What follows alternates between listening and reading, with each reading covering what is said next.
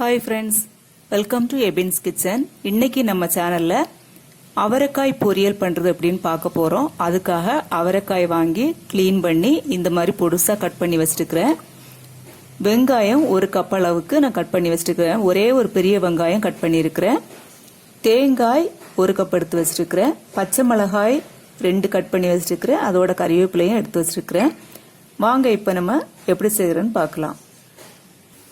Pan அடுப்பில் வச்சு தாளிக்கிறதுக்காக எண்ணெய் ஊற்றிக்கிறேன். 2 டீஸ்பூன் அளவுக்கு நான் ஊற்றிருக்கிறேன். எண்ணெய் காஞ்சிருச்சு, கடுகு போட்டுக்கலாம். உளுந்தம்பருப்பு 1/2 ஸ்பூன் போட்டுக்கிறேன். ரெண்டுமே நல்லா பொரிஞ்சிருச்சு. இப்போ நான் கட் பண்ணி வச்சுருக்கிற வெங்காயத்தை சேர்த்து ஒரு 2-3 மினிட்ஸ் நல்லா வதக்கிக்கலாம்.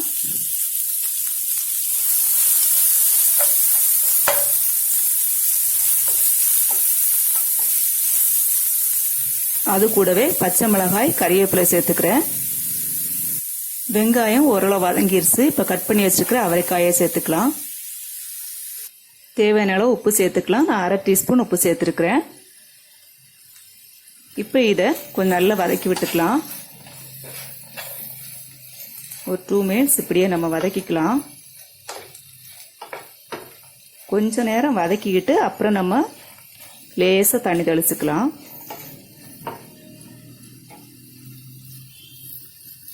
இதுலயே மஞ்சள் தூள் ஒரு 1/4 டீஸ்பூன் அளவுக்கு சேர்த்துருக்கிறேன். ஜீரகத்தூள் 1/4 டீஸ்பூன் அளவு சேர்த்துருக்கிறேன். இப்போ இதையுமே நம்ம நல்லா வதக்கி விட்டுக்கலாம். இந்த மாதிரி மிக்ஸ் பண்ணி விட்டுக்கலாம்.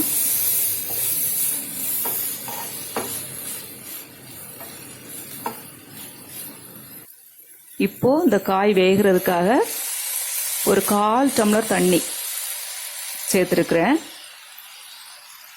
ஒரு 2 மினிட்ஸ் நம்ம மூடி வச்சுக்கலாம். இப்போ நம்ம ஓப்பன் பண்ணிக்கலாம். பாருங்க, காய் நல்லா வெந்துருச்சு.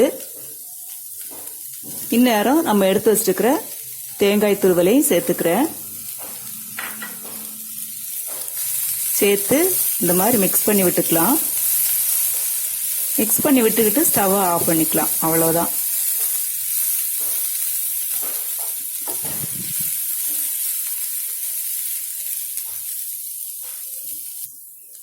ஓகே ஃப்ரெண்ட்ஸ், இப்போ நமக்கு சுவையான அவரைக்காய் பொரியல் ரெடி ஆயிடுச்சு. நெக்ஸ்ட் வீடியோவில் இன்னொரு யூஸ்ஃபுல்லான ரெசிபியோடு உங்களை சந்திக்கிறேன். தேங்க்யூ ஃபார் வாட்சிங்.